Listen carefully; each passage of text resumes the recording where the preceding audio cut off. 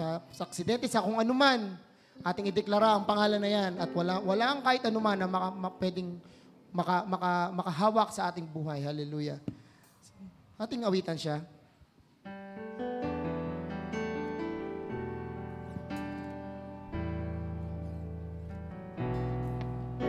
At all times I will bless Him. His praise will be in my mouth. My soul makes its boast in the Lord. The humble man will hear Him. The afflicted will be glad and join with me to magnify the Lord. Hallelujah. Let us exalt. Let us exalt His name together forever. I sought the Lord and He heard me and delivered me from my fears. Hallelujah. Let us exalt His name together forever. Oh, sing His praises, magnify. Minsan pa, let us exalt. Hallelujah. Let us exalt His name together forever. I sought the Lord and He heard me and delivered me from my fears. Let us exalt His name together forever. Oh, sing His praises. For the last time, hallelujah. Let us exalt, let us worship our Lord, hallelujah. For He is God. His name, hallelujah. Together forever. I sought the Lord and He heard me and delivered me from my fears. Let us exalt His name together forever. Oh, sing His praises, magnify the Lord. Let us exalt His name together forever. I sought the Lord and He heard me and delivered me from my fears. Let us exalt His name together forever. Oh, sing His praises, magnify the. Sing His praises. Oh, sing His praises, magnify the Lord. Amen. Purihin ng Diyos na I pray na we'll hope na ang Diyos ay nalulugod sa sama-sama nating pagpupuri sa Kanyang banal na pangalan. Amen. Of course, nalulugod rin naman sa mga taong patuloy na sumasamba kahit wala sa bahay-sambahan. Pero mas mainam din na makita ng Diyos ang Kanyang bayan, ang Kanyang house of prayer and house of worship and the house of praise together, exalting and worshiping His blessed name. Let us pray. Sandali. Dakilang Diyos, tinataas namin. We exalt Your precious name, Your blessed name, Your powerful name, the name above all names, the precious name of the Lord Jesus Christ, our Lord. Maraming salamat o Diyos na sa napakainam, napakabuti at makapangyarihang pangalan na ito kami ay doon binautismuhan, doon pinatawad ang aming mga pagkakasala, doon ang aming katubusan at kaligtasan, doon ang pagkapaglubag ng iyong loob o Diyos, ng iyong galit. Maraming salamat na sa pangalang ito at sa nag-iisang pangalan na sa darating na mga panahon, lahat ng tuhod ay pipiko luluhod at lahat ng mga labi ay magsasabing ang Panginoong Jesus ay Panginoon. Maraming salamat o Diyos na sa pangalan na ito ay natatanyag sa aming mga buhay, sa aming kalagitnaan. Nawa sa pangalang ito ay nakadikit din naman sa amin bilang tinatawag ng mga Kristiyano. Dalangin namin o Diyos na sa pang-araw-araw hindi masalaula ang dakilang pangalan mo sa aming mga buhay. Bagkus ito'y maluwalhati, mapuri, makita ng mga tao ang mga mananampalataya sa iyong dakilang pangalan bilang mga Kristiyanos. Dalangin namin o Diyos na ang aming mga buhay magbigay kaluguran at kaluwalhatian sa iyong banal na pangalan. Purihin ka o Diyos, tinataas namin kasama sa gabing ito ang aming mahal na pastor. Patuloy mong ipanumbalik o Diyos, hallelujah, ang kalakasan, iba yung kalakasan ng kanyang pisikal na katawan, ang wisdom, Panginoon, sa mga proseso at sa mga hakbang para sa health ng kanyang pisikal na katawan o Diyos ay aming tinataas sa iyo, Panginoon.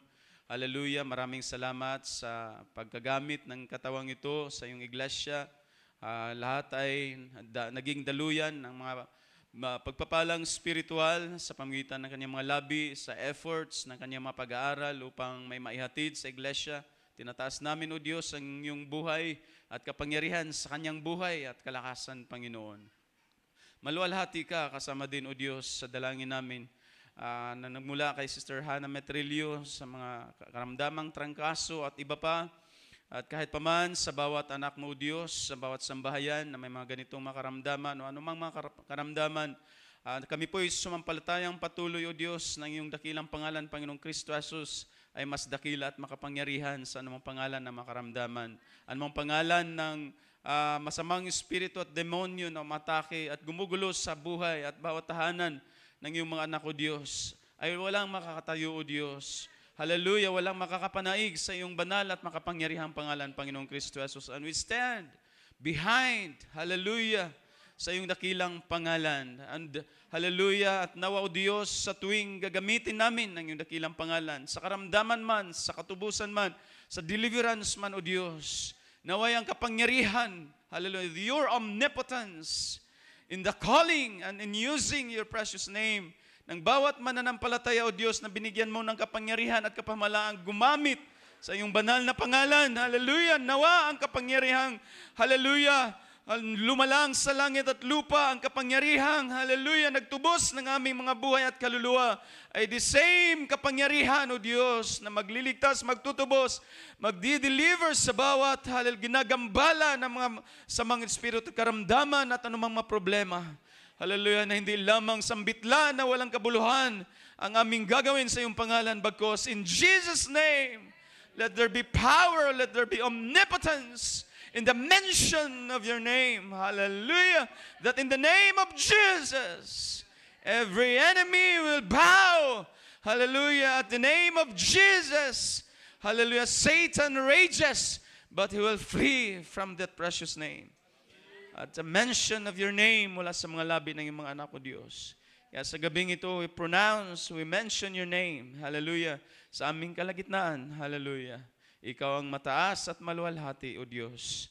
Hindi lamang sa gabing ito, kundi sa tanang araw ng aming mga buhay. Sapagkat ang lahat na ito, hallelujah, ay aming hiniling at idinadalangin sa iyo at nag-iisang makapangyarihang pangalan, sa pangalan mo mahal na Panginoong Kristo Jesus. Amen, din amen. Palakpakan natin ating Panginoon, mga kapatid. Mari na po tayong makaupo. Hallelujah. Isang mapagpalang gabi sa ating lahat. Kuya umasa ng lahat ay nasa mainam na kalagayan. Amen. Purihin ang Panginoon. Hindi yan presumption, mga kapatid. Because afflictions, sufferings, and tribulations are not presumptions.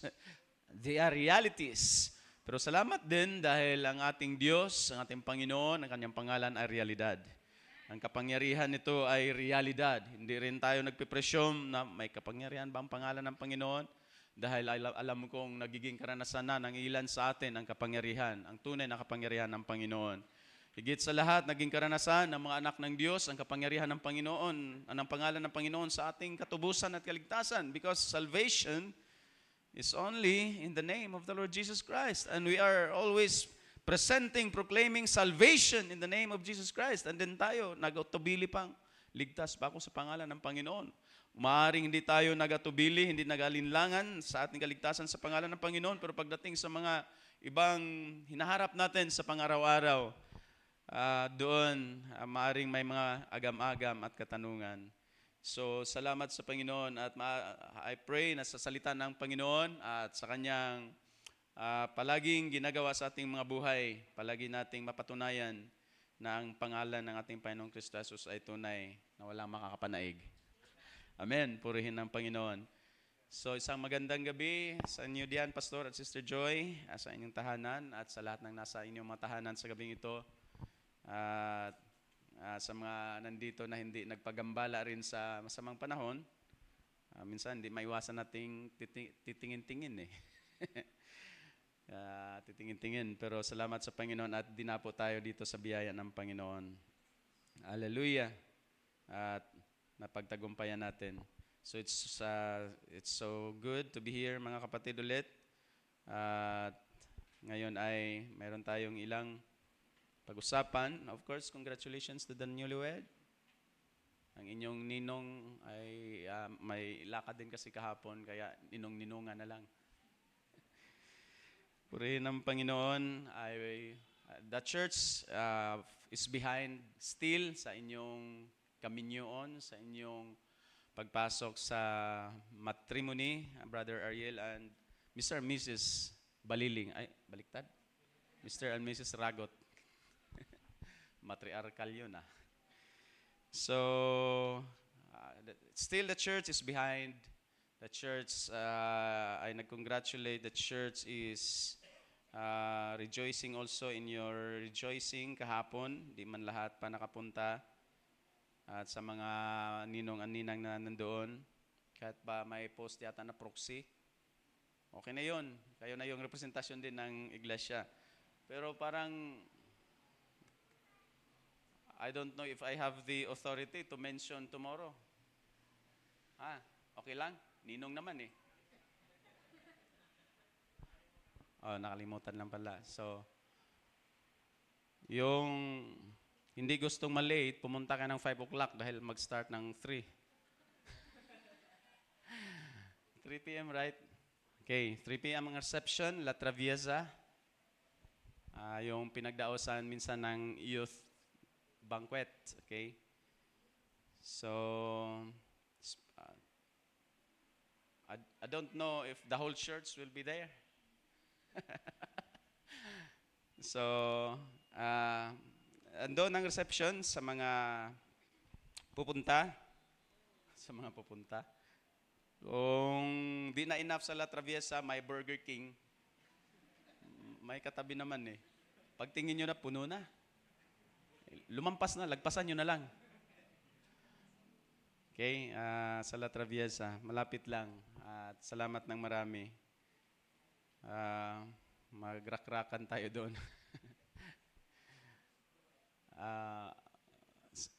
Salamat sa program na forward na rin naman ang program. Nakapag-practice ba yung mga parts bukas? I-announce ko na lang yung 2 songs natin, musicians. Be With You at saka kalimutan ko yung isa. At least 2 songs, no? Be With You. Gusto ko ipaawit yung Household of Faith. Wala sa listahan, di ba? Nandoon na rin. Kasi before yun, sa blessing ng ating pastor. Okay din yun, Brother Ariel. Let's sing at least 2 worship songs bago sa panalangin ng ating pastor. So, ano man, nandiyan na at unti-unti nang ma-finalize ang lahat, Brother Ariel, Sister Janice. So, proceed in the grace at blessing ng Panginoon sa inyong pagsasama.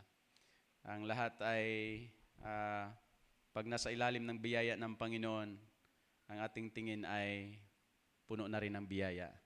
So, rest assured na hindi lamang ang ninongs, mga sponsors ang mananalangin sa inyo, kundi ang buong iglesia. Belated happy birthday, Sister Cha, at sa lahat ng Octoberian celebrants, lahat ng October anniversaries, kasi bukas ay last day na rin ng October. Bilis ng panahon, walang Halloween ha. Baka may mag-trick and treat bukas, paalala na natin.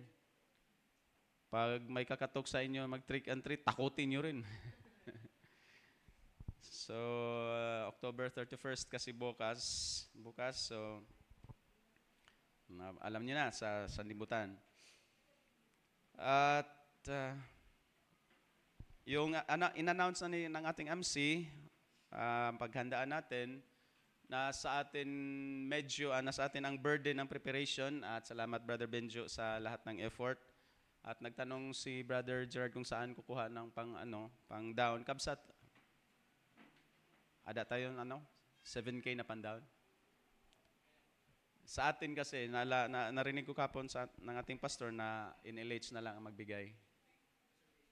For reservation. In LH na lang magbigay kasi ang full payment na doon na yung 3 churches pa. Mayroong dapat i-announce for clarification mga kapatid, of which hindi ko pangunahan ng ating pastor.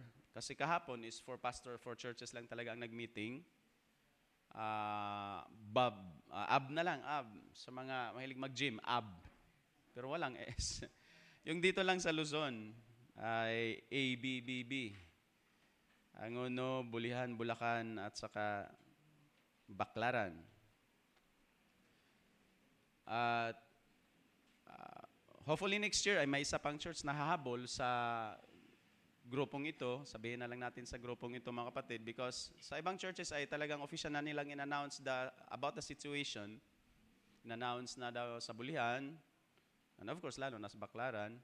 At nagpaalam si Pastor Benji na i-announce na rin sa kanyang church. So I will give to Pastor Joe to announce everything. Except na privilege akong sinama niya kahapon sa meetings ng 4 churches.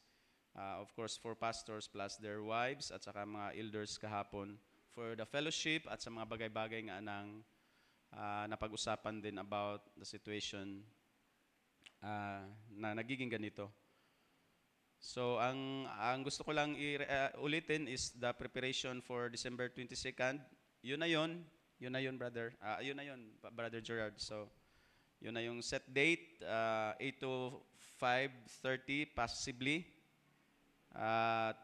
79K ang venue lang, more or less. Tapos, hindi pa kasama doon ang mga miscellaneous expenses na mai-incur during the one-day fellowship.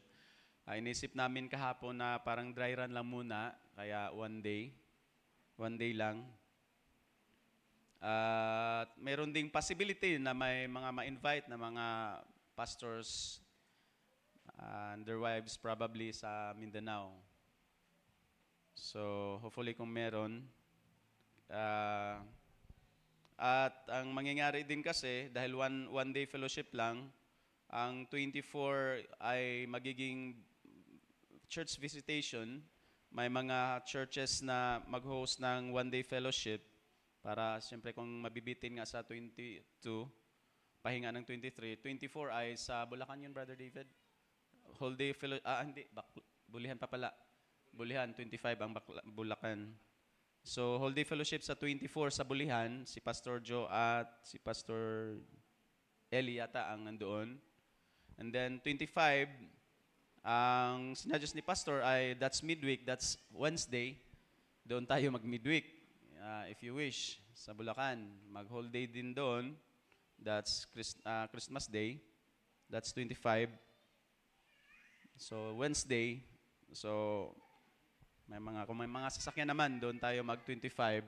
Whole day fellowship din na i-host ng Bulacan Church. At si Pastor Edgar, I think, si Pastor Joe ay pupunta din, kahit pupunta na ng 24 sa Bulihan, si Pastor Joel, Pastor Edgar ang pupunta doon kay Pastor Benji. So ganun yung mangyayari after the one day fellowship natin sa 22 to maximize the holidays, 24 and 25.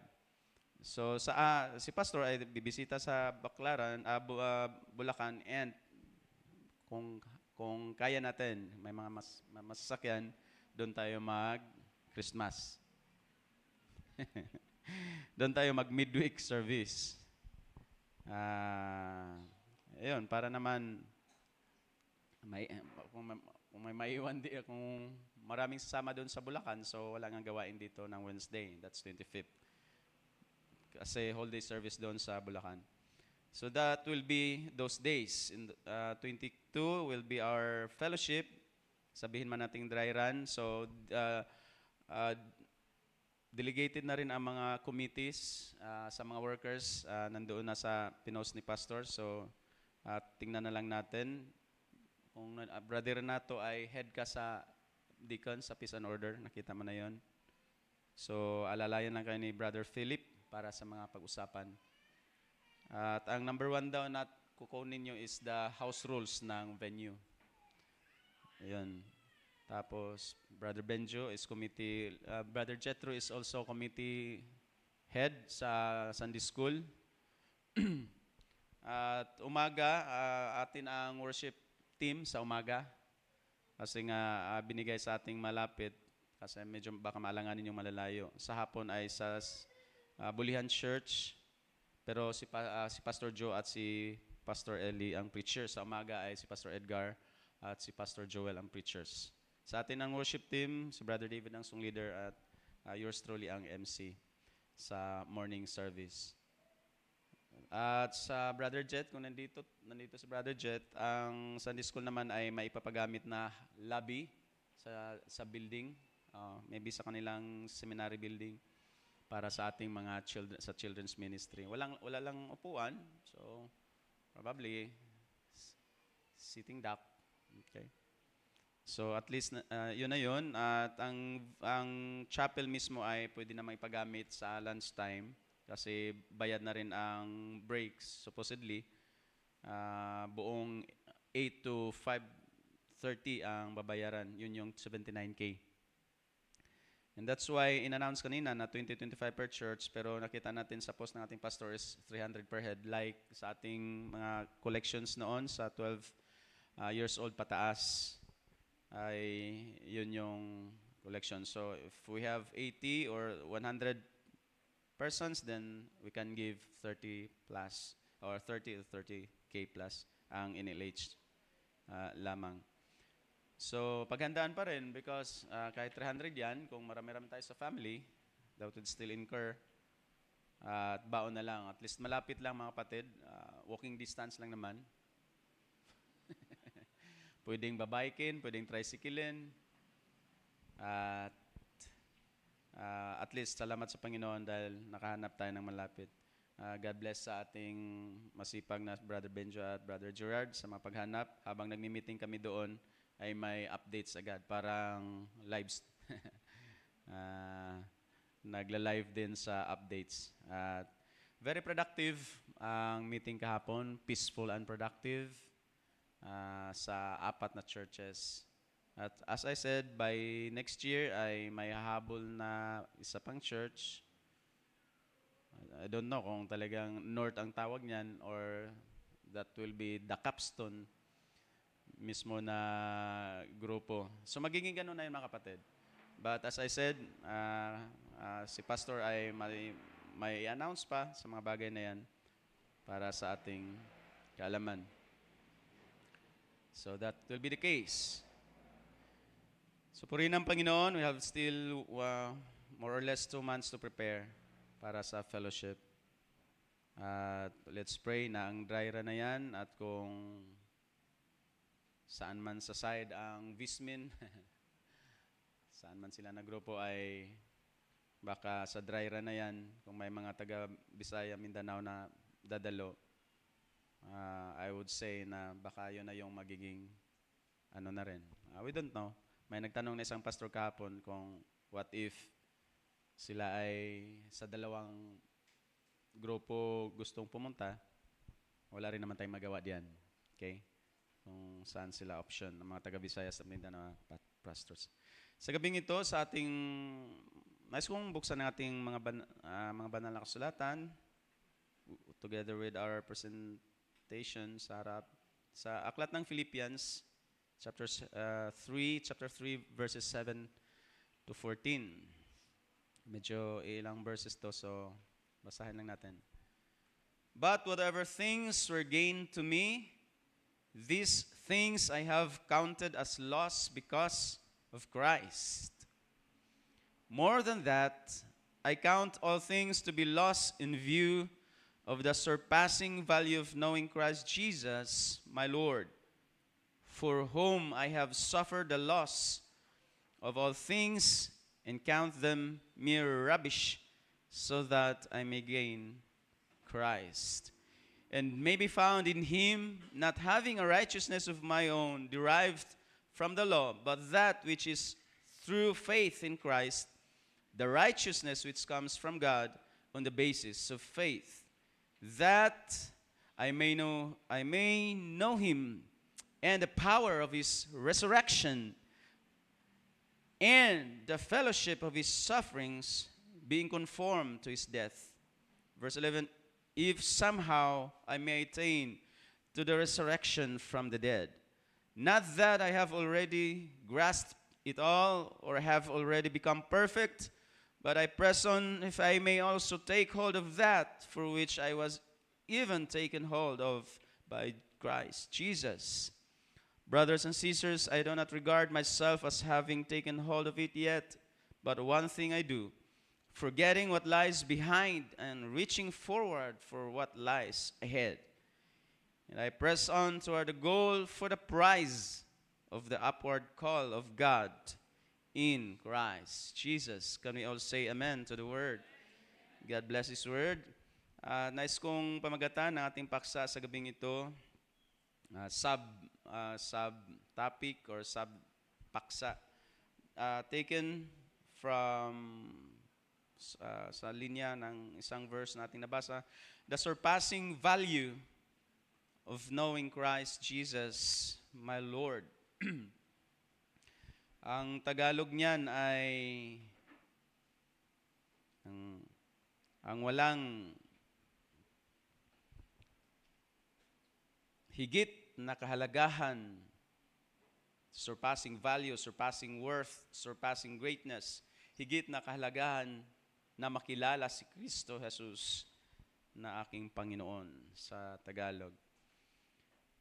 So that's found in verse 8 na phrases, group of words na aking kinuha bilang ating pag-usapan. But kung titingnan natin ang context, it begins sa verse 2. Please present sis. Beware of the dogs. Beware of the evil workers. Beware of the false circumcision. By the way, this is Nasby. For we are the true circumcision, who worship in the Spirit of God and take pride in Christ Jesus. Take pride in Christ Jesus and put no confidence in the flesh. So, that's starting verse 2. Ang last part ng verse 2 is, sa Nasby ay binanggit na ang false circumcision. Sa ibang version is circumcision. Circumcision lamang. So, ang Nasby ay gumamit na ng false circumcision. And that's why, pagka verse 3, kinontrast na ni Apostol Pablo by saying that, for we are the true circumcision. That's contrasting sa binanggit niyang false circumcision. And then, ang sentence ay sinundan na ng mga detalye na ang true circumcision na ito ay sumasamba sa Espiritu ng Diyos. Ang true circumcision ay nag-take pride or boasting. They are boasting in Christ Jesus. And contrasting again, kung titingnan natin kasi ang mga descriptions ng true circumcision ay parang tatlo. Pero para sa akin ay dalawa lang yan. Una, ang true circumcision, ang totoong pagtutuli o ang totoong mananampalataya. Actually, para to clarify, because circumcision is sa bagay na ito ay hindi literal na pagtutuli. Ang sinasabi ni Apostol Pablo. So we are the true circumcision. So that Christians, the true believers, ay unang description ay sumasamba sa Espiritu ng Diyos. At ang pangalawa, ang buong pangalawang descriptors ng true circumcision ay taking or boasting, nagboboast, nagmamapuri lamang kay Kristo Jesus. And then, just contrast lang naman yung and put no confidence in the flesh. Kasi pag hindi ang iyong pagboboast, ang iyong pagmamapuri ay sa ating Panginoong Kristo Jesus, ang katapat niyan, hindi wala kang pagkakatiwala ng anumang bagay na ipinagkakatiwala mo sa laman. So, yun yung buong pangalawang description ng true circumcision. Boasting in Christ Jesus, or the opposite, kung hindi ka nagmamapuri sa Panginoong Kristo Jesus, you are putting confidence in the flesh. So therefore, as a whole, yun ay contrast. Yan ay contrast para mas ma-drive ang gusto ni Apostol Pablo sa mga totoong pagtutuli or totoong mananampalataya. Ang mga Christians, actually, the believers, yan na yun ang pinag-usapan diyan. Pero ginamit lang ni Apostol Pablo ang true circumcision because of mentioning sa verse 2 about the false circumcision. So napakainam. And then, ang put no confidence in the flesh. Pagdating sa verse 4, yun na yung hanggang sa makasunod pa ng mga talata, yun na yung mga compound sentences, mga phrases na dinidescribe ni Apostol Pablo. At kasunod ng verse 4, dahil ang last part nga ng verse 3 is put no confidence in the flesh, ang kasunod niyang sinasabi, although I myself could boast. So, ang ginamit na nga ni Apostol Pablo ang term na boast, pero doon sa verse 3 ay take pride. It's the same word. Take pride is boasting in Christ Jesus. Kaya pagdating sa verse 4, although I myself could boast as having confidence even in the flesh. So, having confidence in the flesh is boasting, actually boasting in the flesh, pagmamapuri sa anumang bagay sa laman. Ayan yung sinabi ni Apostol Pablo. And then, sunod-sunod na. If anyone else thinks he's confident in the flesh, yun na yung description niya sa putting no confidence in the flesh, or in other words, boasting as having confidence in the flesh. Sabi niya, if anyone else is thinking or thinks he is confident in the flesh, I have more reason. Then verse 5 to 6 ay at least 7 na mga bagay na under sa title na confidence, mga bagay to have confidence in the flesh na sinasabi. Mga bagay na pwedeng magmapuri. Bagay that Paul could boast. Ayun yung sinabi niya. If anyone else thinks if anyone is boasting, if anyone is thinking that he is boasting in the flesh because he is confident in the flesh, sabi ni Apostol Pablo, I have more reason. And at least 7 ang kanyang nilatag, in-enumerate ng mga bagay that he can have reason to boast. Pero ang sabi ni Apostol Pablo, yun ay boasting in the flesh. So, silent pa ang taking pride in Christ Jesus. Silent pa ang boasting about sa pagmamapuri kay Kristo Jesus na isang description ng totoong mananampalataya. True circumcision is boasting only in Christ Jesus. Pero inuna ni Apostol Pablo ang about sa boasting in the flesh, having confidence in the flesh. At 5 bagay. At least 7, I think. Circumcise the 18 of the nation of Israel, of the tribe of Benjamin, Hebrew of the Hebrews, as to the law, a Pharisee, as to zeal, a persecutor of the church, as to the righteousness which is in the law, found blameless. Yun yung tinutukoy ni Apostol Pablo na mga bagay that he could boast, but those are things in the flesh na sinasabi niya.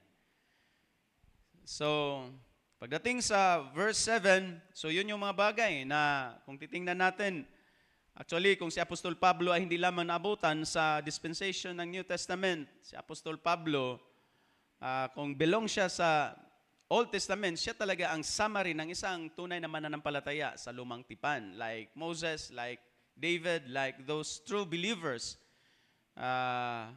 sa lumang tipan.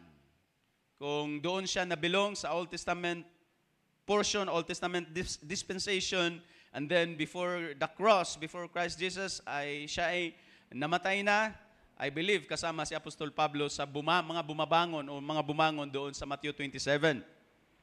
na sinasabi natin sa pag-aaral ng first resurrection as the first fruit. Kung narinig nyo yan, ang first fruit of resurrected saints ay yaong bumangon sa panahon ng resurrection ni Jesus Christ. Kung naabutan si Pablo doon, namatay na si Apostol Pablo doon sa Old Testament times, I believe si Apostol Pablo ang summary, the epitome, the very example, the very figure ng isang mananampalataya, ng isang saint, ng isang banal. Tingnan mo naman ang kanyang description. Blameless in following or obeying the law, or righteousness which is in the law. So, sila yun, kapantay siya nila Moses na mga banal sa lumang tipan. Of course, believer si Apostol Pablo, walang question. Yan nga yung sinasabi niya about his heritage, about his sociological and biographical and achievement and performance or based or oriented credentials, ay wala tayong masabi kay Apostol Pablo. Compare natin sa ating mga buhay bilang mga hintil sa Apostol Pablo. For me, kung hindi siya tumawid sa dispensation ng bagong tipan, si Apostol Pablo is a saint. Sabihin na natin, is an Old Testament saint. Pero siya lang ay naabutan ng sa bagong tipan at napakaganda ng kanyang nilatag ngayon. Magugulat tayo sa kanyang description sa 7 bagay na yon, sa kanyang sociological, biographical at saka achievement at mga performances niya sa performance-oriented na mga credentials. Sabi nga, parang resume of all resumes ang kanyang nilatag. Enumerate doon sa verses 4 to 6. Kanyang rango, kanyang privileges, kanyang achievements, sa kanyang religion. Walang kinatakutang competition sa Apostol Pablo. Ang prestige, ang kapangyarihan, ang rango, ang wealth, ang influence, ang authority, ang recognition, ang fame, ang pleasure, ang security, ang luxury, popularity. Di na natin napag-aralan ang buhay ni Apostol Pablo. Kahit he is a man from Tarsus of Cilicia. Napakaganda ng kanyang origin doon, mga kapatid. His national identity. Ganon si Apostol Pablo, mga kapatid, sa kanyang credentials, sa kanyang origin. So wala siyang kinatakutang tatalo sa kanyang credentials at resume, mga kapatid. So that was, yun yung mga bagay na yun. Pero nagiging importante yun, bakit nilatag yun, inisa-isa, tinali, nilagay sa isang listahan. And then, magugulat tayo sa kanyang description dito sa ating mga teksto starting verse 7. So, starting verse 7, but whatever things were gained to me, these things I have counted as loss because of Christ. Sa napakaraming at least 7 na bagay na kanyang nilatag, si Apostol Pablo ay nag-dial down, nag-narrow down sa isang focus, mga kapatid. At ang narrowing down, ang pag-narrow down ni Apostol Pablo sa kanyang focus ay nasa isang item lamang. Kung tatawagin nating item, because ang mga languages ni Apostol Pablo ay commercial languages, marketplace languages, gain, loss, win. So, in contrast sa mga bagay na kanyang sinasabi na pwede niyang he could have confidence and boast in the flesh, nag-narrow down ang kanyang ang focus niya sa nag-iisang item. Let's just call this item, quote-unquote. At ang unang binanggit niya sa verse 7, whatever things were gained to me, those things ay yung unang binanggit niya, mga binanggit niya sa verses 4 to 6.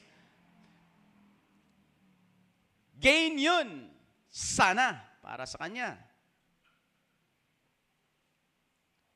Whatever things, yung things from verses 4 to 6, pakinabang yun para kay Apostol Pablo, kahit tayo naman ay, kahit tayong titingin sa resume na yun, naku, wala tayong may point na finger kay Apostol Pablo. Right?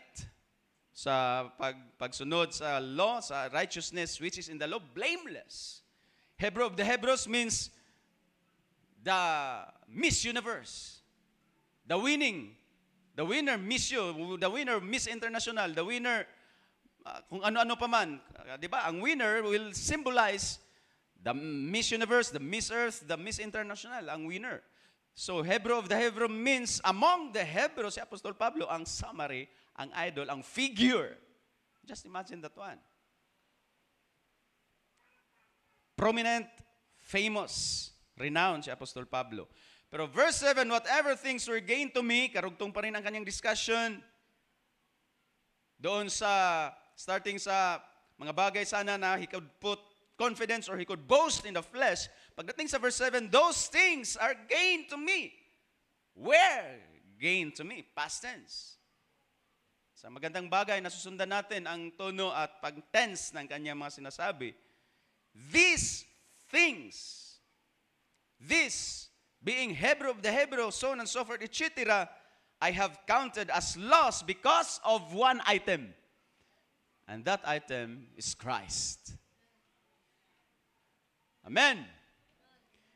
Nag-iisang focus ngayon ni Apostol Pablo on dialing in to one focus, narrowing down to one focus. At ang focus na yun ay si Kristo.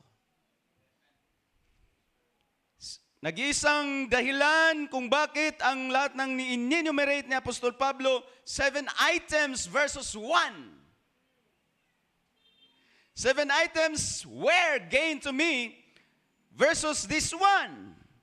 Nung nakita ni Apostol Pablo, hallelujah, present ni Apostol Pablo sa atin, naranasan na to ni Apostol Pablo, na-meet na ni Apostol Pablo ang nag-iisang item na nagiging dahilan na yung 7 ay nagiging loss.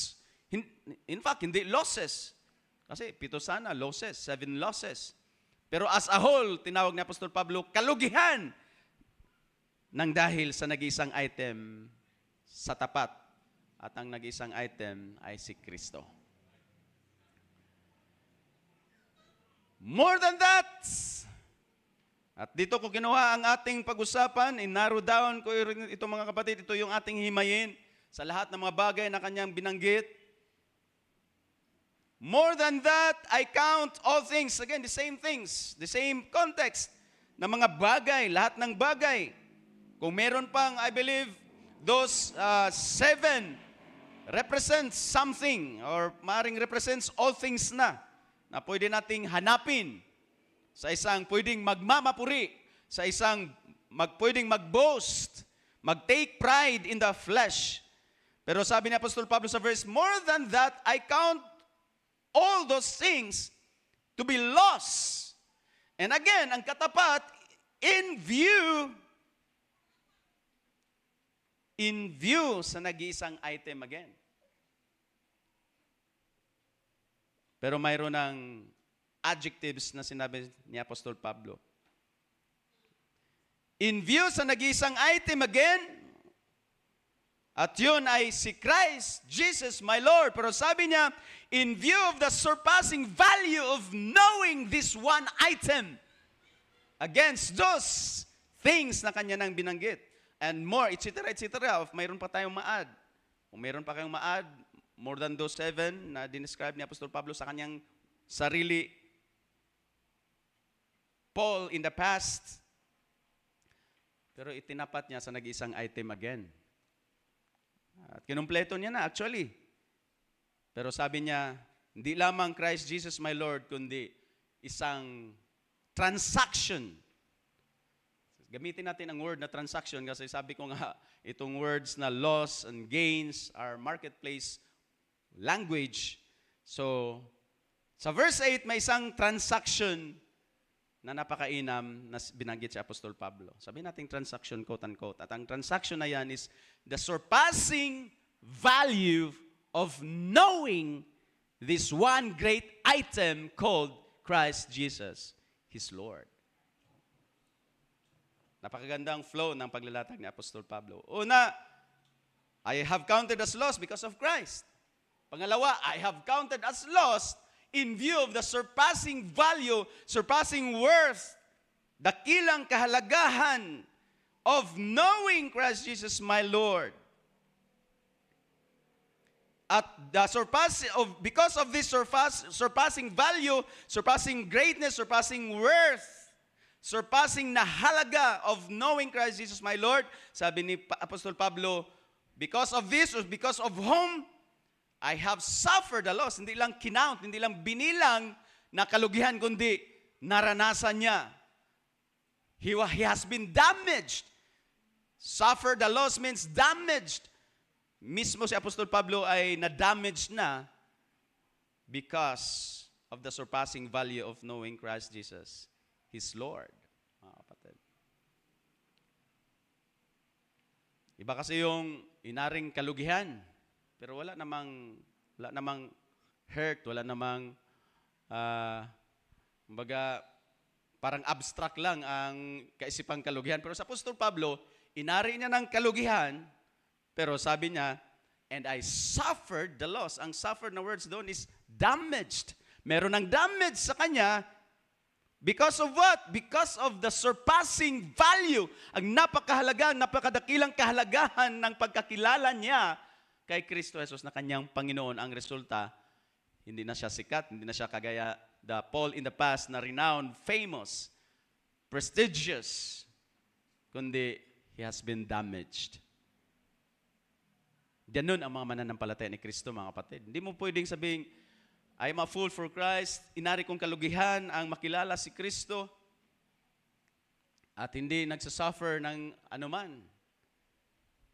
Sabi ng banal na kasulatan, count it all joy if we will undergo various trials. Tribulations are in the world, but be of good cheer. I have overcome the world. Lahat na yun, sufferings, tribulations, afflictions, yun ang kaakibat ng isang mananampalataya. At it brings damage sa mga mananampalataya, mga kapatid, just because of the surpassing value, surpassing worth of knowing Christ Jesus, my Lord. I believe, alam nyo na ang senses ng salitang know. Right? Marami na rin nabanggit dito sa mga pangaral that knowing Christ Jesus, hindi lang yan knowing Him or knowing all the about ng ating Panginoong Kristo Jesus, kundi knowing Christ Jesus the Lord.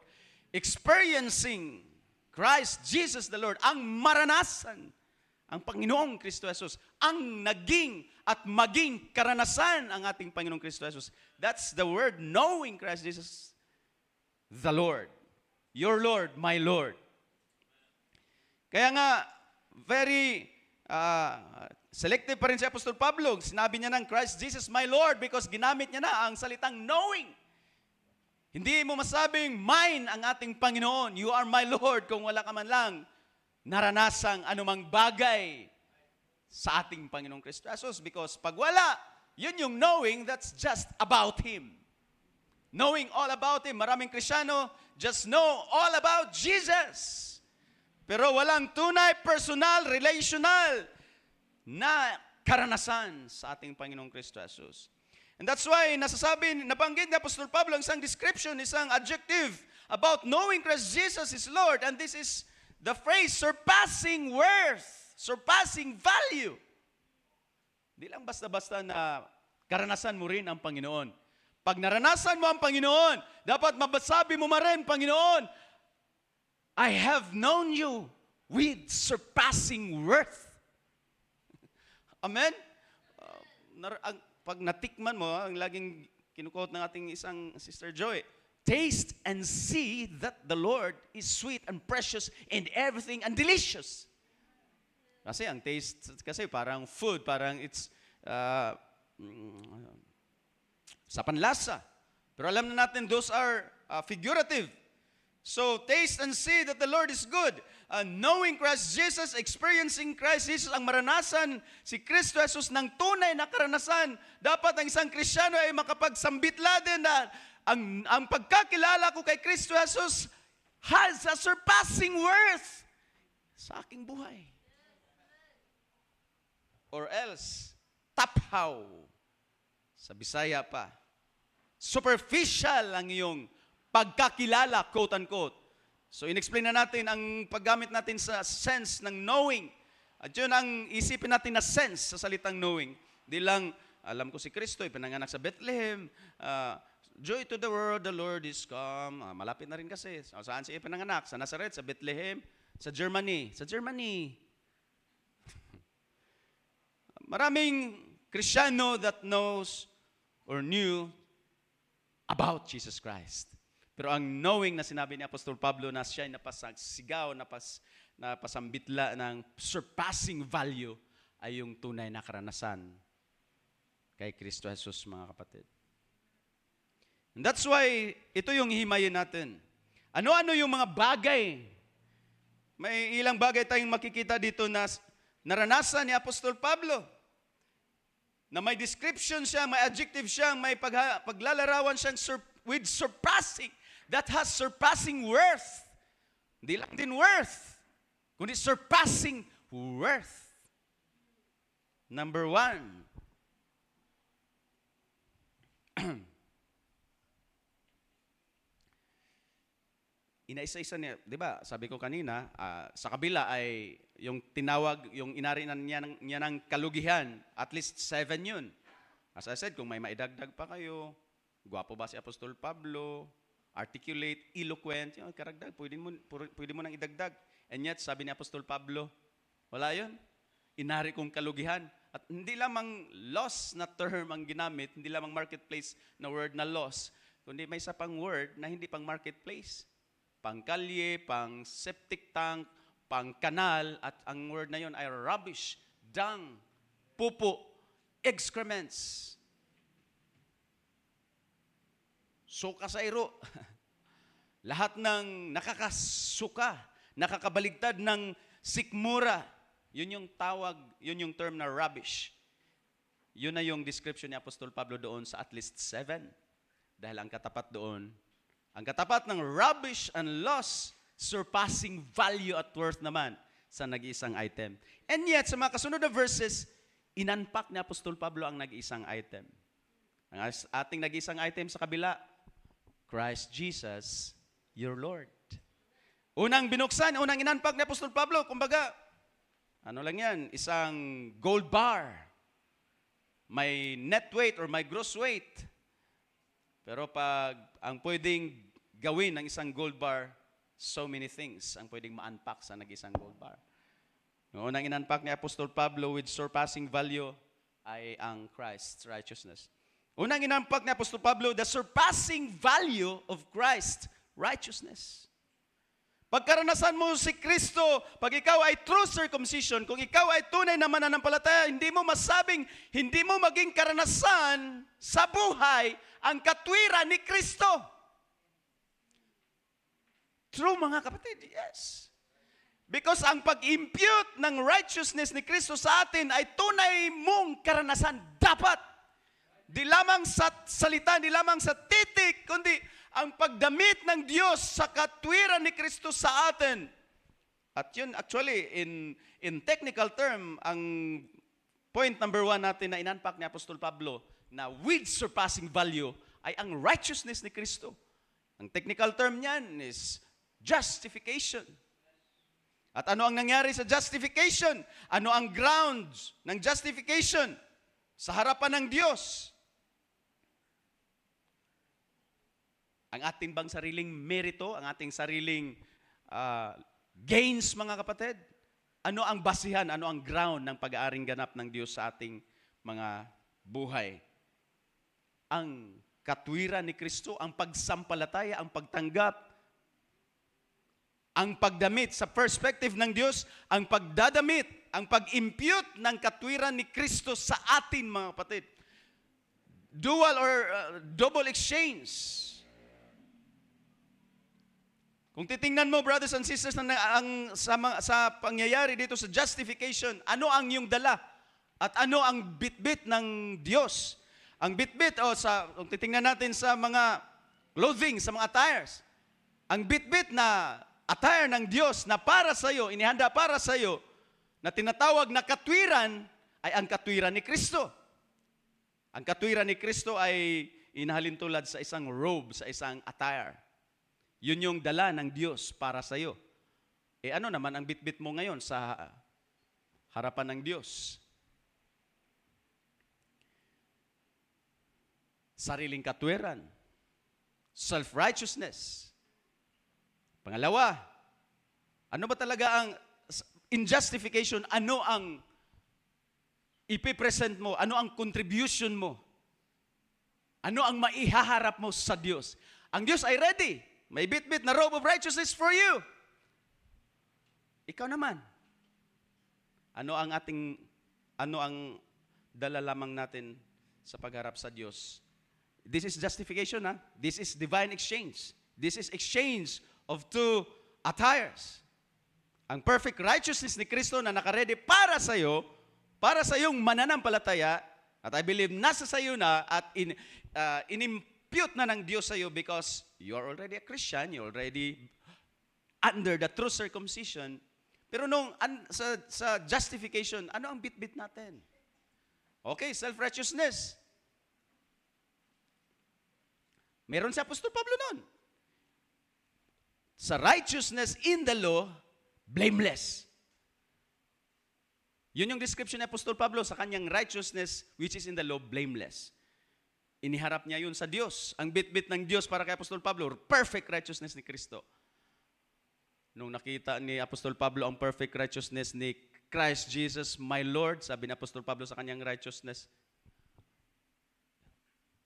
pupo, dumi, rubbish. Pero nung unang dinescribe niya, righteousness which is in the law, I am blameless. Pero nung nakita niya ang bit-bit na righteousness ni Kristo, bit-bit ng Diyos para kay Apostol Pablo, hindi lang panliliit mga kapatid. Nung tinignan niya ang bit-bit niyang sariling righteousness, sabi niya, ang dala ko ay dumi. Ang dala ko ay basura. Ang sinabi niyang blameless noon, nasabi niya ng basura ang dala ko sa harapan ng Diyos. Mga kapatid, sabi ni Apostol Pablo dito, hallelujah, sa verse 9, and may be found in Him, not having a righteousness of my own derived from the law. Pero previously, sabi niya, sa righteousness which is in the law, blameless ako. Pero ngayong nakita niya na ang bit-bit ng Diyos na perfect righteousness ni Kristo, sabi niya na, not having the righteousness of my own derived from the law, but that which is through faith in Christ Jesus. Nagiging basura ang kanyang sariling katwiran nung nakita niya ang perfect righteousness na inihanda na ng Diyos para kay Apostol Pablo at para din sa iyo at sa akin. Sabi nga ng mga preachers na reform, ano lang ba ang ating contribution sa salvation? Especially at the beginning, at dito mismo sa justification, ano ang ating contribution? Mia maxima culpa, my great sin. Lamang ang aking contribution sa salvation, sa justification ng Diyos. Yun lamang ating bit-bit. At least, of course, si Apostol Pablo, Hudyo yun. Hindi natin mai-contest ang kanyang righteousness which is in the law. Sabi niya, blameless. Pero tayo bilang mga hintil, ano tayo? Dogs, maruruming makasalanan. Yun lamang ating contribution sa harapan ng Diyos. Pero nung nakita natin ang perfect righteousness sa Kristo, kaya mo pa bang sabihin, Panginoon, ako'y mabuti, ako'y mabait, ako'y matuwid? No! Sabi ni Apostol Pablo, may ang hindi katwiran na hindi sa akin, hindi derived from the law, but that which is through faith in Christ Jesus, the righteousness which come from God. May bit-bit ang Diyos na katwiran at yun ay ang perfect righteousness ni Kristo para sa iyo at yun ang ating tinanggap, mga kapatid. That's what happened in justification. Double imputation. Ang ating bit-bit, ang ating dala lamang ay ang ating maxima culpa, may great sin. At saan yun inimpute ng Diyos? Kay Kristo Jesus. 2 Corinthians 5:21. He, God, made Him, Jesus Christ, who knew no sin, to be made sin offering for us, para tayo magiging katwiran ng Diyos kay Kristo. Yan yung unang naranasan ni Apostol Pablo. Ito ay dapat karanasan din natin, at pag naranasan natin, natanggap natin, dinamit ng Diyos sa atin ang perfect righteousness ni Kristo. Ano ang masabi natin sa perfect righteousness ni Kristo? Surpassing worth. Paano natin masalaula ang perfect righteousness ni Kristo? Sa paglapit mo sa Diyos, kaya mo pa rin dala-dala mo pa rin ang self-righteousness mo. Kahit ngayong mananampalataya na tayo mga kapatid, biktima pa rin tayo sa pag-arise ng mga sariling katwiran, sariling kabutihan. Kristyano ako, mabait na ako.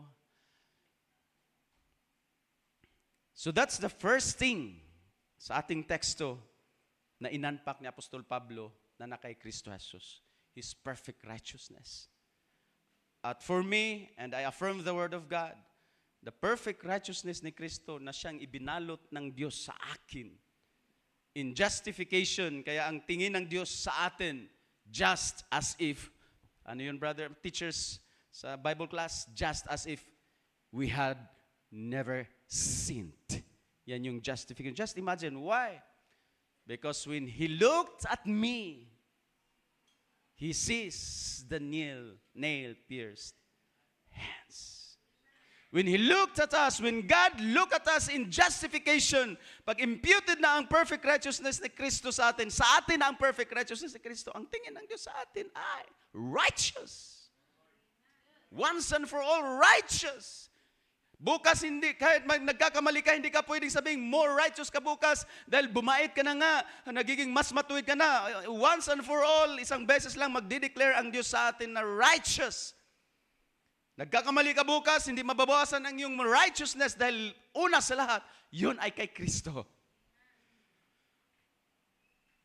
So sabi ni Apostol Pablo, first thing kay Kristo Jesus with surpassing worth, ang kanyang katwiran. Salamat, Panginoon. Ngayon, nakakatayo tayo sa harapan ng Diyos na matuwid because ating karanasan, hindi lang sa isipan, hindi lang about righteousness ay alam natin, hindi lamang about what happened in justification ay alam natin. Dapat masabi mong, Panginoon, salamat. Totoong with surpassing value ang iyong katwiran sa aking buhay. Because hindi tayo makaproceed sa tinatawag na pagpapaging banal ng Diyos because next it will be justification, next is sanctification. Hindi natin pwedeng malagpasan ang pag-aaring ganap ng Diyos. Kaya nga sa doctrine of grace, napaka first at foundation ang justification mga kapatid. Because no one can proceed to life of holiness kung hindi naging karanasan na mapasa atin, maibilang sa atin ang perfect righteousness ng ating Panginoong Kristo Jesus. And that's why, tama si Apostol Pablo, ang katwiran na kay Kristo lamang ay hindi maliit na bagay. Paano mo ito masasabi at maranasang with surpassing value ito mga kapatid? Sabi ni Apostol Pablo, through faith. Righteousness which comes from God on the basis sa ating pananampalataya at pagsampalataya. Next thing, sa one item called the Lord Jesus Christ with surpassing value is the surpassing value of the power of Christ's resurrection.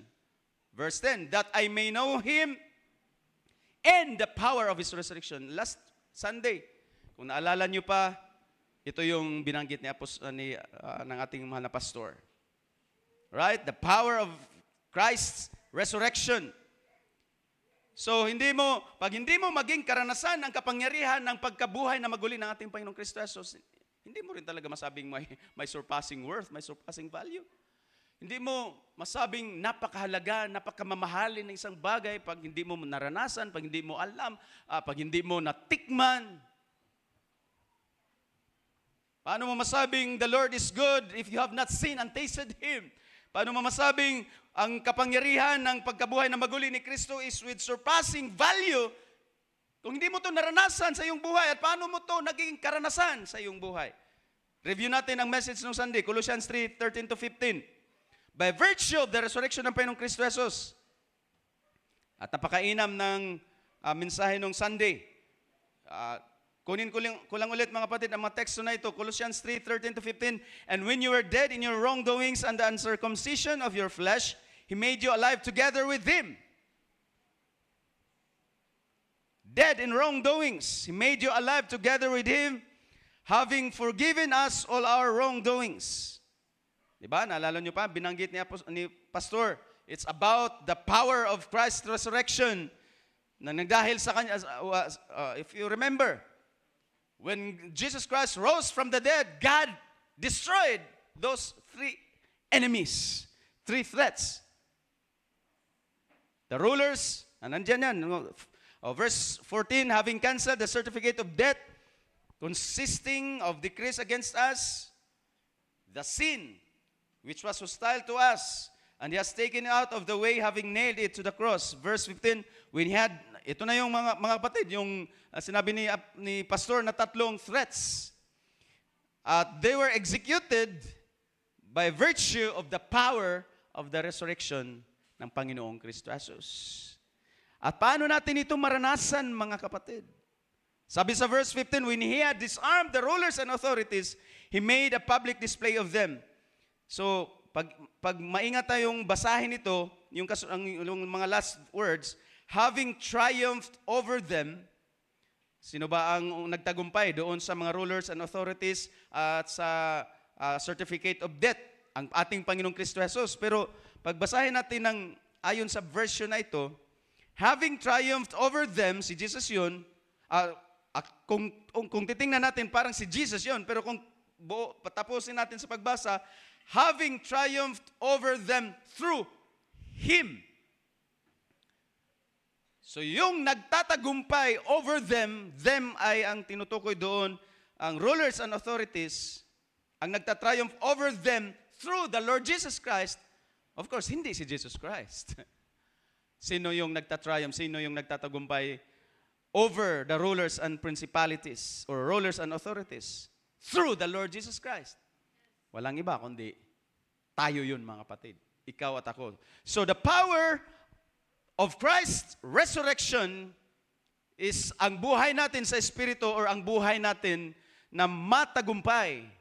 Ang buhay sa Espiritu na matagumpay. The victorious life in the Spirit. Yun yung preaching noong Sunday. If naalala pa natin, mga kapatid. Yun yung analogy na kinuha ng ating pastor doon kay Adonijah, kay Joab at saka kay Shimei.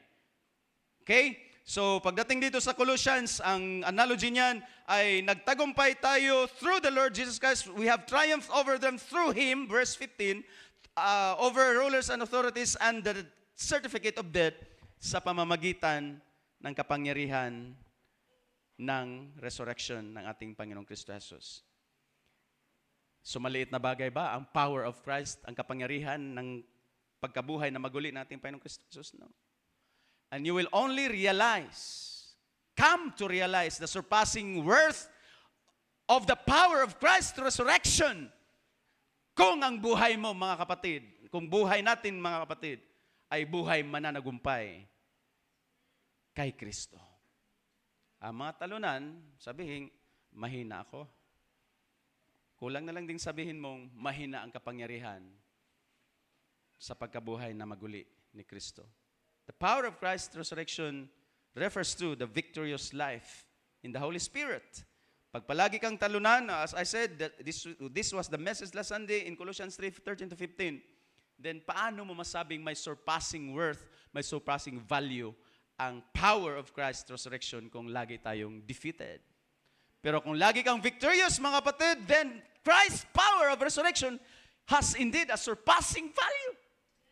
Ma-appreciate mo lamang kapangyarihan ng pagkabuhay na maguli or kapangyarihan ng Espiritu sa isang mapagtagumpay or mananaig na buhay kung lagi kang nananaig sa tatlong kaaway na ito, mga kapatid. Against rulers, against principalities, against problems, and against sin, which is the certificate of debt, nang dahil sa kapangyarihan ng pagkabuhay na maguli ni Kristo, which is, as again, we have been taught last Sunday, the victorious life in the Spirit.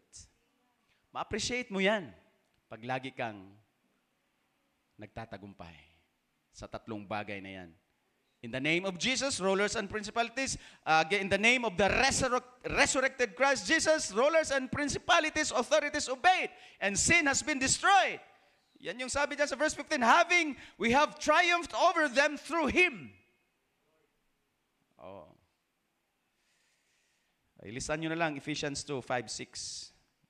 The same, tinutukoy by virtue of the power of Christ's resurrection.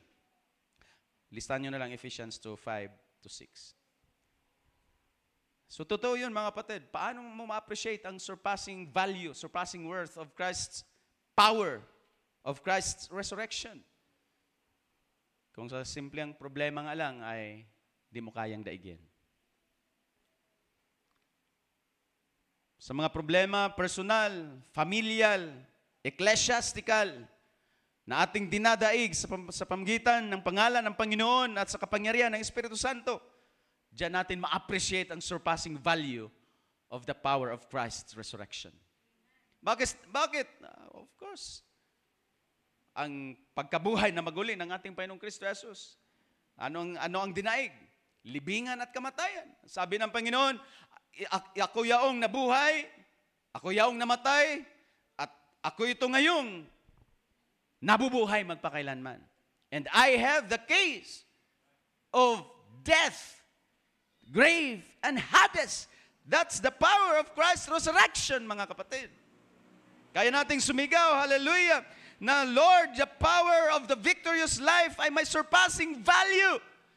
Dahil anumang problema, anumang pagsubok ay dinadaig ng kapangyarihan ng isang Panginoong Kristo Jesus na nabuhay, nabuguli sa mga patay. Sabi nga nung Sunday, hindi nung Kristong nakapako pa din, kundi ni Kristong sumigaw na, I have the keys of death and Hades. And I am alive forevermore. Ma-appreciate natin, ma-appreciate. Kagaya ng pag-appreciate ng isang 24 karat gold. Ang surpassing value. Pag na-check talaga na this is pure gold. Ang pure, surpassing, ang pure omnipotence ni Kristong nabuhay na maguli ay ma-appreciate lamang natin sa ating mga tagumpay sa pamagitan ng ating Panginoong Kristo Jesus.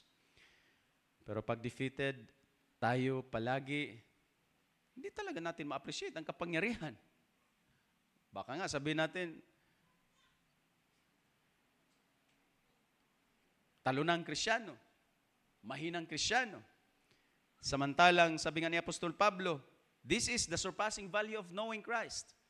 This is the surpassing value of experiencing the enormous power ng resurrection ng Panginoong Kristo Jesus. Oh, napakainam.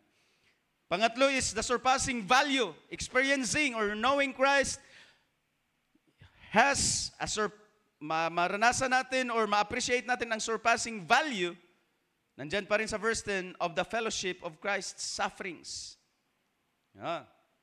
Maraming hindi makapag-appreciate pag nagsasuffer na, pag afflictions na, pag trials na, pag karamdaman na, pag masakit na ang pangatawan, pag wala, again, noong Sunday na ulit, pag walang pera, pag mahirap, pag walang trabaho, hallelujah, di na ma-appreciate ang mga pagsubok, ang mga sufferings at afflictions.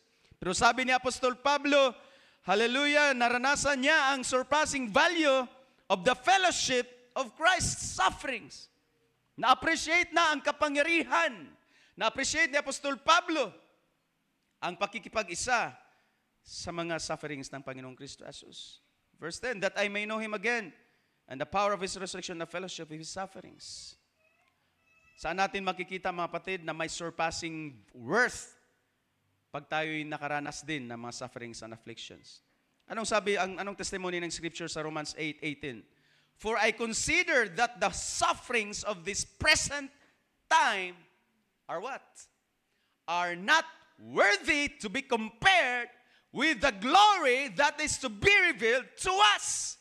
Ma-appreciate mo na may surpassing value kahit ang sufferings, afflictions, kawalan. Hallelujah. At sabi ni Apostol Pablo, I consider na ang sufferings of this present time hindi worthy to be compared sa kaluwalhatian na mahahayag sa atin. Pag nag-suffer tayo, hindi mo na-appreciate. Dahil ang tiningnan mo, akala ko ba, buhay Kristiyano, masayang tunay. Pero sabi ni Apostol Pablo, I have appreciated the surpassing value of the fellowship of Christ's suffering, na hindi pala ito worthy to be compared to the glory that is to be revealed to us. If there are sufferings, let there be, and so be it. Because hindi maitumbas ang kaluwalhatiang mahayag sa atin, mga kapatid. What surpassing worth of the sufferings? Oh, my. 2 Corinthians 4:18. Ito'y paalala sa mga pag may karamdaman, lagnat, wala. Naalala ko anong Sunday, wala lang pamasahe, hindi na pupunta ng simbahan. 2 Corinthians 4:18, for our momentary light affliction,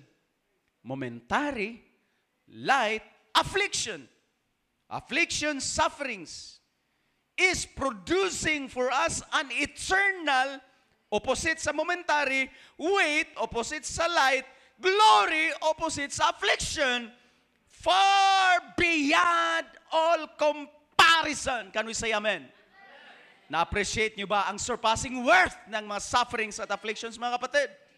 Huwag puro murmur, huwag puro reklamo. I-appreciate natin ang mga afflictions na ranasan. I-appreciate natin because sabi ni Apostol Pablo, momentary lang yan. Light lang yan. Hindi yan worthy to be compared sa surpassing value, sa eternal weight of glory, far beyond. Surpassing value, eternal weight, far beyond all comparison. Napakasarap na mga salita. Napakasarap na namin. Hindi mo ma-appreciate ang surpassing value ng fellowship ng sufferings kay Kristo bilang Kristiyano, bilang mananampalataya, kung hindi ka dumanas ng affliction, simple as that. Amen? Puro ka bed of roses, puro ka langit, puro ka maalwan, puro ka maliwalas. Paano mo ma-appreciate ang surpassing value, ang eternal weight of glory, pag walang affliction, walang sufferings? Hindi ka mapasigaw pag hindi mo karanasan. Pag pinadanas ka ng Panginoon sa afflictions and sufferings, so be it. Thanks be to God. Dahil pag sa loob ng karanasan ng maiinit, fiery trials, momentary light affliction and sufferings, sa pagiging Kristiyano, dapat maranasan mo para masigaw mo ng tuto sa iyong puso, Lord, the surpassing worth beyond comparison, eternal light affliction. Ang katumbas ay very disproportionate. May dalawang timbangan, di ba? Balance. Ang kabila, momentary light affliction. Sa kabila, eternal weight of glory. Bang! Disproportionate ang comparison description ni Apostol Pablo. And that's why surpassing value and worth. Sabi ni Apostol Pablo, I may know Him, the power of His resurrection, the fellowship of His past sufferings, kahit pa conform to His death. Hindi nga naman napako, pugot ulo lang. O natupad ang pangarap ni Apostol Pablo. Pero sabi niya, I have already experienced the surpassing value ng dahil kay Kristo. Kahit pa sufferings, afflictions yan. Labad lang sa ulo. Hilanat lang. Aroy. Kayo lang muna magsimba doon. Hindi, mga kapatid. Momentary light affliction, pero ang katapat, very disproportionate. And thanks be to God. So be it. Pag may affliction, so be it. Various trials, so be it. Because pag hindi ka pinaranas ng Diyos sa mga bagay na yan, wala kang ma-appreciate din. Hindi ka nga siguro maghintay, hindi mo rin maunawaan na may naghintay na eternal weight of glory. Glory beyond comparison. And lastly, mga kapatid, the surpassing value of the out-resurrection from the dead. That's verse 11. If somehow I may attain, sabi nga ni Apostol Pablo, sa sufferings, karanasan ko ang sufferings ni Kristo. Hagupit, lahat ng sufferings. Thanks be to God. May fellowship ako doon sa sufferings ni Kristo. Pero may surpassing value yun para sa akin. Because ang katumbas noon is eternal weight of glory. And then sabi ni Apostol Pablo, kahit pa hanggang kamatayan, conform to the death like ni Jesus Christ. or more. Verse 11, if somehow I may attain to the resurrection from the dead. Kinamit ko ang out resurrection because ang resurrection na salita dyan is exanastasis, which means out resurrection, out from among. Fast forward na discussion sa resurrections. Unahin natin ang second, the last resurrection, ang second general resurrection, bago ang last judgment, bago ang great white throne judgment, may resurrection doon, mga kapatid. Gusto mo doon mabuhay? Gusto mo doon mabuhay na maguli? Ayun naman, kasi ang kasunod noon, last judgment. Kasunod noon, great white throne judgment. Ang mabuhay na maguli doon sa dulo ng 1,000 year ni Jesus Christ, may resurrection doon. Pero ang mabubuhay na maguli doon ay mga masasama. And then, last judgment, may resurrection doon. Gusto niyo doon? Ayaw naman. So, atras tayo. Before magsimula ang 1,000 year, may tribulation saints na mamamartir sa panahon ng Great Tribulation. Before mag-set up si Jesus Christ ng kanyang 1,000 year, sila ay babanguning muli. Yun ay resurrection din. Yun ay tinatawag ni Apostol John na first resurrection. Gusto niyo doon? Gusto natin doon? Wag, kasi tribulation saints yun. Sino yung nagsabing yes? Parang may nagkamaling nagsabing yes. Ayaw natin doon sa resurrection na ang kasunod ay great white throne judgment because ang mga babangon doon ay mga masasama. Of course, wala tayo doon. Because I want to present this point na out resurrection. Before millennium, ang mga maraming tribulation saints mamamatay sa Great Tribulation. Before millennium, sila ay babangoning muli. So kung nagmag-yes ka na doon ka babangon, gusto mong magiging tribulation saint. Ibig sabihin, gusto mong maiwan sa rapture. Gusto natin doon. Parang may nag-yes talaga kanina. Parang ayaw mong ma-rapture, kapatid. May babangon doon muli. Yun ay ang pagbangong muli, resurrection ng tribulation saints.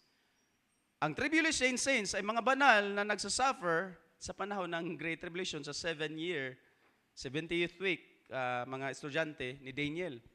Gusto mong bumangon doon, so ibig sabihin, pag gusto mong bumangon doon, panahon ng Great Tribulation ka mamamatay. Panahon ng Great Tribulation ka mamamatay, ang papatay sa iyo ay ang Antikristo.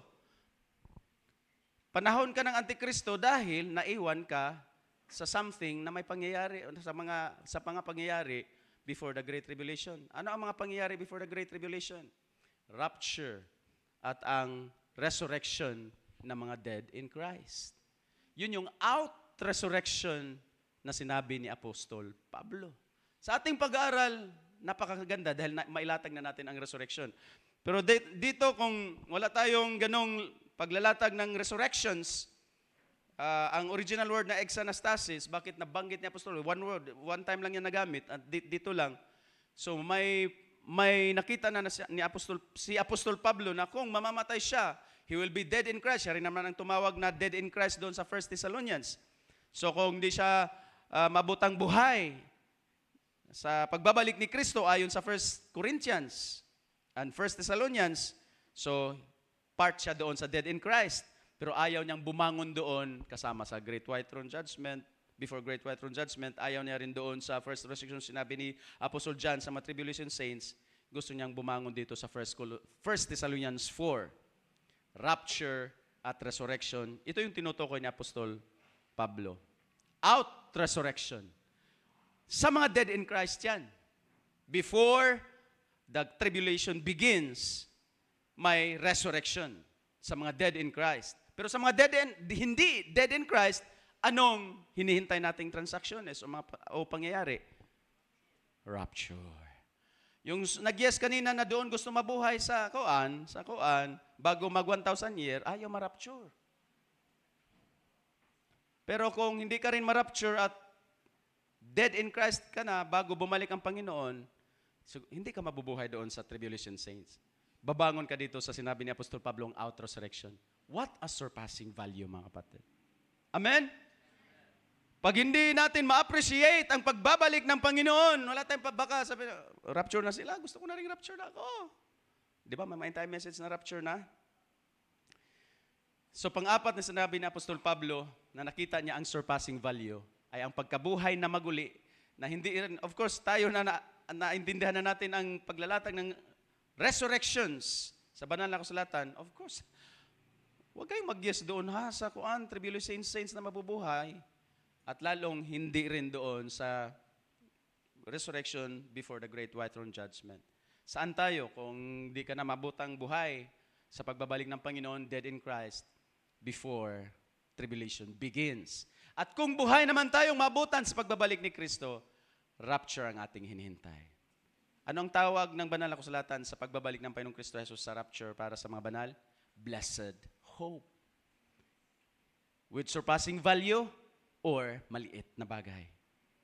Napakaganda, napakataas na value mga kapatid. Napakataas na worth. At hindi mo ma-appreciate yan pag masyado kang distracted sa mga bagay instead na focused ka sa nag-isang item na binigay ni Apostol Pablo na walang iba kundi ang ating Panginoong Kristo Jesus.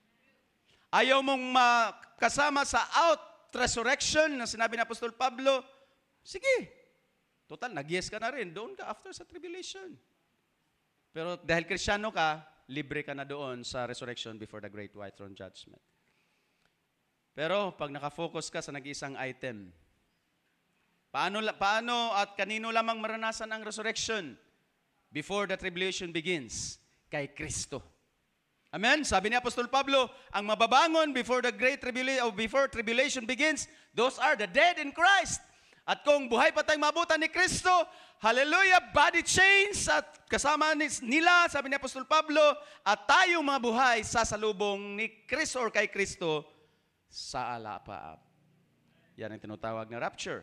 Ang rapture ba ay without surpassing value? Kung hindi mo ma-appreciate ang surpassing value ng rapture, then, sige, magpaka-distract ka na sa mga bagay sa mundo. Dahil yun talaga ang magiging resulta niyan. Pero kapag focus ka sa pagbabalik ng nag-isang Panginoong Kristo Jesus, you'll be waiting the blessed hope of the coming and appearing of the Lord Jesus Christ. Or kung sakali man, kagaya ng ating mga pastors na nangatulog na kay Kristo, kasama sila sa out-resurrection before tribulation begins. At kung tayo ay buhay pang kasama, mababalikan ang ating Panginoong Kristo Jesus, oh, what a surpassing value sa pag-agaw o sa body change and then rapture, mga kapatid. Ang mga bagay na yan ay mararanasan lamang knowing Christ Jesus the Lord sa pamamagitan ng nag-isang item at yun ay ating Panginoong Kristo Jesus. Labas kay Kristo, o sige, magpakabisi na tayo sa anumang mga bagay sa mundo, hindi mo ma-appreciate ang pagbabalik ng Panginoon. Busy ka sa transactions, what shall it profit a man, brothers and sisters? Sabi pa ni Apostol Pablo, gusto ko that I may be found in Him. Mawala ng lahat, mawala ng pamilya, mawala ng ari-arian, mawala ng asawa, mawala ng boyfriend. Huwag naman mawala ng asawa, kakasal lang ni Ariel eh. Kay Job yun, di ba? Kay Job yun, di ba? Nawala ng pamilya, nawala ng mga anak, nawala ng ari-arian, nawala ng asawa, nawala ng friends, nawala siya sa society. Pero hindi siya nawala sa Panginoon. Gusto niyong gayahin? Gusto natin gayahin? What shall it profit a man, mga kapatid, if we shall gain the whole world and lose our souls, our lives? Pero what does it profit a man? Wala mang bahay, wala mang sariling tahanan, wala mang wealth, wala mang fortune sa lupa. Pero we are found in Christ Jesus, surpassing worth, brothers and sisters. Maraming palakpakan natin ang ating Panginoon. Pag hindi mo personal na karanasan si Kristo, ang apat na bagay na ito ay hindi mo ma-appreciate ang surpassing worth. Pero pag tunay mong karanasan si Kristo, ang kanyang righteousness ay ma-appreciate mo. Ang sufferings ay ma-appreciate mo. Ang pagbabalik ni Jesus Christ sa rapture ay ma-appreciate mo. Ano pa yung pangatlo? Ang power of Christ's resurrection ay ma-appreciate mo. At ano ang iyong appreciation? 24 karat gold. Surpassing worth. Surpassing value than anything else in this world. Can you shout amen? Inayan ko ang bawat sana magsitayo. Hallelujah. Purihin ang Panginoon. Hallelujah. Kung tunay mong karanasan si Kristo, mga kapatid, ang apat na bagay na yon, you will shout, "Thank you, Lord, for the surpassing value." Thank you, Lord, for the surpassing value of your perfect righteousness na ibinihis ni Kristo or ng Diyos sa atin. Oh, what the surpassing value of the power of Christ's resurrection. Oh, the surpassing value of the resurrection, of the rapture, the incoming rapture. What a surpassing value, Lord, kahit may sufferings and afflictions, because ang glory na marireveal cannot be compared. Tikman, danasin, manatili ka kay Kristo, mga kapatid. Read the Bible a lot, pray a lot, dahil yun lang ang paraan. You will know, experience more and more the person of the Word na walang iba kundi ang ating Panginoong Kristo Jesus. Paano mo ba malalaman ang ways of your Father? Stay sa family, stay with your Father, talk with your Father, be with your Father always. Ganon din sa ating buhay. Biblia is the verbum inspiratum, the inspired word. Si Kristo Jesus, the person, is the Word made flesh. Hindi yun magkaiba. Hindi mo pwedeng sabihin, mahal mo ang Panginoong Kristo Jesus, the person. Hindi mo mahal si Kristo Jesus na the inspired word. Read the Bible a lot, pray a lot, and you will experience Jesus Christ a lot. You will eat the Word, digest the Word.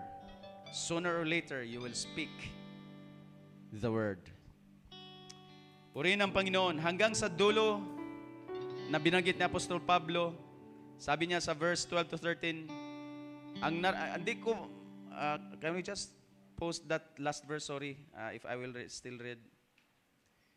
Basahin ko lang, hindi ko na-explain. 12 to 14, not that I have already grasped it all. Ang naranasan lang naman ni Apostol Pablo with surpassing value, yung righteousness. Of course, sufferings, present time, karanasan ni Apostol Pablo. Ang last na lang is ang resurrection from the dead, dahil buhay pa siya. Sabi niya, not that I have already grasped it all, dahil ang resurrection ay dadanasin niya pa. Or have already become perfect, complete, yung mga nilalatag niya. Naranasan niya na ang perfect righteousness ni Kristo, sufferings, ang power of Christ's resurrection, pero may resurrection pa, early resurrection pa siyang dapat danasin. So, hindi pa. Pero sabi niya, I press on. So, verse 14, I press on toward the goal for the prize of the upward call of God. Kanino? Ulit. Nag-isang focus. Nag-isang item. Sa gabing ito ay ipinokos tayo ni Apostol Pablo sa nag-iisang item na tumumba sa lahat ng pwede nating ipagmalaki sa mundong ibabaw at sa ating mga sarili. At yun ay ang ating Panginoong Kristo Jesus. Amen! In Jesus Christ, in experiencing the Lord Jesus Christ, whether tasting or seeing or experiencing communion in the Spirit, tutumba lahat yan sa ating mga pangarap, sa ating mga worldly, sa mga earthly na mga desires, mga ambitions, mga kapatid. Dahil sabi nga, that I may know Jesus Christ and the surpassing value of knowing the Lord. Dakilang Diyos, dakilang Panginoong Kristo Jesus, we thank you. Salamat na marami sa iyong mga salita na minsan pa iniwan mo sa amin, sa aming mga puso sa gabing ito. Maraming salamat, Panginoon. I'd rather have Jesus Christ than silver or gold. I'd rather have Jesus Christ than riches untold. I'd rather have Jesus Christ than lands. I'd rather have you, Lord. Dahil kagaya ng sinabi ni Peter, silver or gold, wala ko. Pero siya na nasa akin, siya na si Jesus Christ of the Nazareth, ay siya kong ibibigay. Panginoon, let me have you more and more every day. Panginoon, let me experience you, let me know you, let me taste you, let me see you more and more every day. More than silver or gold. Mawala ng lahat, Panginoon, wag lang akong mawalay sa iyo. Wala man akong katanyagan, walang pera, walang yaman. Pero wag lang akong mawalay sa Panginoon. To the end, either to the rapture or to the out resurrection, Lord, my prayer is to be found in you and you and me. And my prayer in this church, Lord, that this church, every people, everyone, will be found in you, experiencing you more and more. Thank you, Lord, for your word.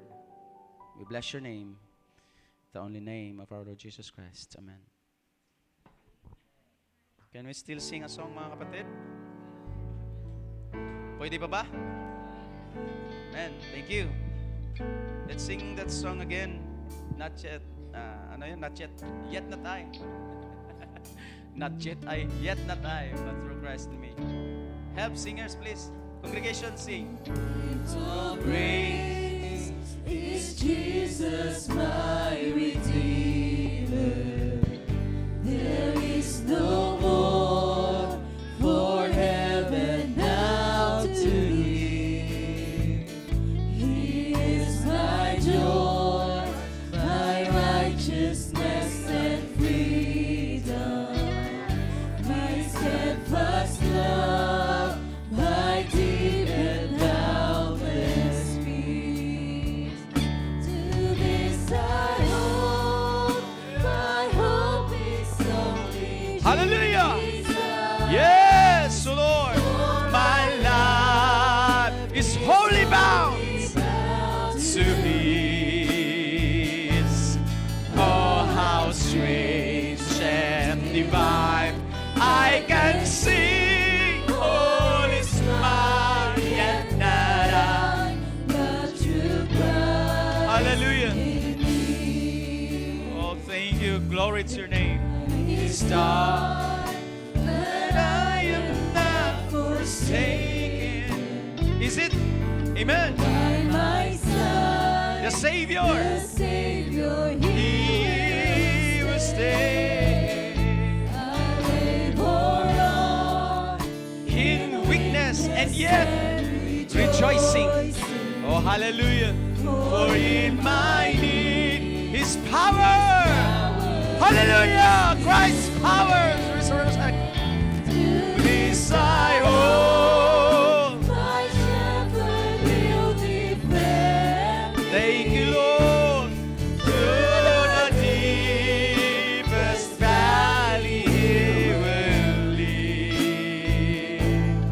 Oh, the night has been won, And I shall overcome, yet not I, not through Christ in me. Asan?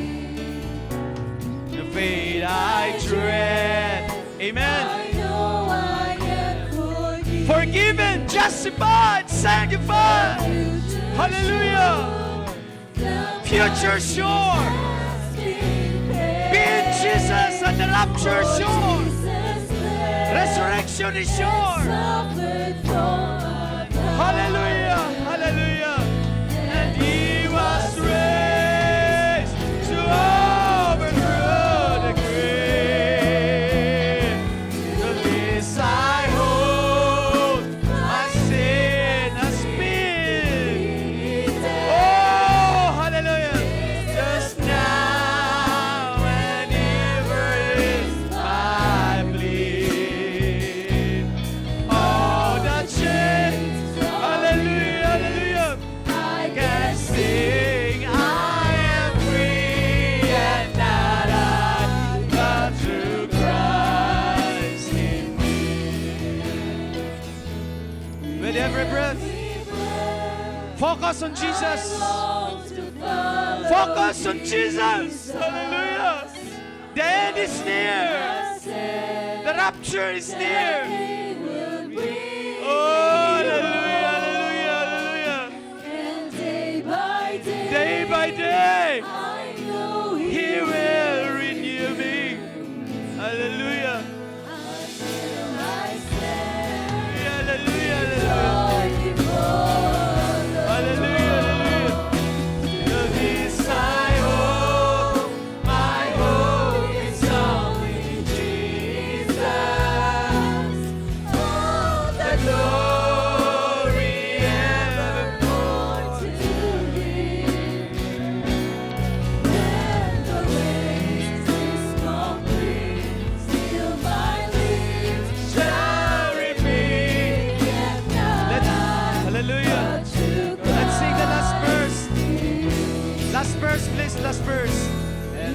every breath. breath. Follow Jesus. I long to follow There is a surpassing value.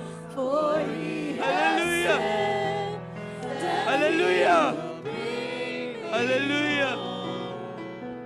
and day by day Hallelujah. I know He will renew me Hallelujah. until I stand with joy before Hallelujah. the throne.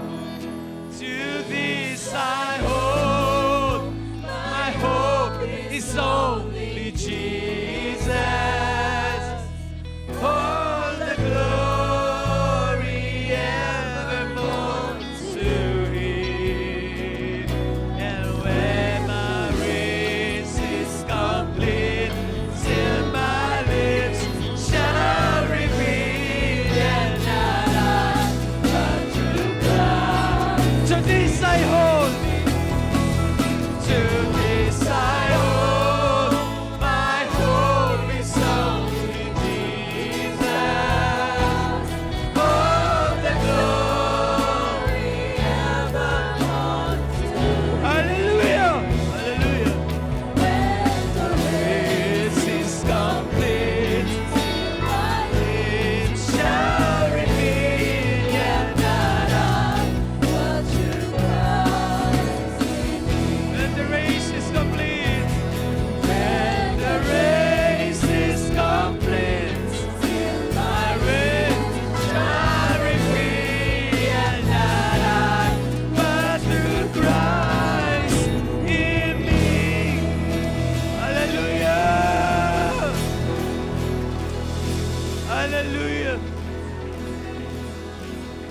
Hallelujah. Hallelujah.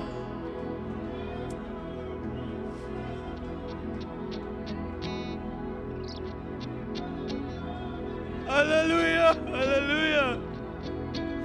There is a surpassing value in following Jesus. There is a surpassing value in following Jesus. There is a surpassing value in serving Jesus. And yes, Lord, to this I hold. This race will be completed. Si Apostol Pablo, hindi niya nakita. Sabi niya, oh, hallelujah, not that I already grasped it all. O maaaring hindi man ako abot ang buhay ng ating Panginoon. Pero I will say that my race will be complete. Yet not I, but by the only one focus of this journey, which is the Lord Jesus Christ. Glory, glory, glory, glory to you, Lord. Hallelujah, hallelujah, hallelujah. Come to shout praise the Lord. Hallelujah, hallelujah.